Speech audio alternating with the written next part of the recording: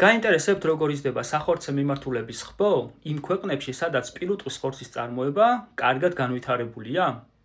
დაბადებისას ხბო დაახლოებით 30-40 კილოგრამ ცოცხალწონას იწონის, ის რჩება ფურთან 6-9 თვე საძოვარზე. ამ პერიოდში ხბო იკვებება ფურის რძით, ველზე, ბალახით და ზოგი მწარმოებელი უმატებს ხბოს საკვებსაც. ასხლეთვისას ხბო უკვე დაახლოებით 230-320 კილოგრამი ცოცხალი წონა. ამ დროს ხბო ფურისგან მოცილებულია სრულად და ნაწილდებიან მსგავსი ასაკის და კონდიციის ხბოებთან ჯგუფურად. ეს ფაზა არის იაფი გზა ხბოს წონის მოსამატებლად საკვებზე დიდი თანხის დახარჯვის გარეშე რამოდენიმე თვის განმავლობაში. ფილოძეს უქებაზე დაყენებული ასხლეტილი ეტაპგამობილი ხბოები ჩვეულებრივ აღწევენ დაახლოებით 340-400 კილოგრამ ცოცხალ წონას, რის დგას გადადიან საფინიშე ფაზაში. დაახლოებით 400 კილოგრამ ცოცხალ წონაზე 12 თვის ასაკში პირუტყვი გადადის საფინიშე ფაზაში, მაგალითად ღია ლოტზე.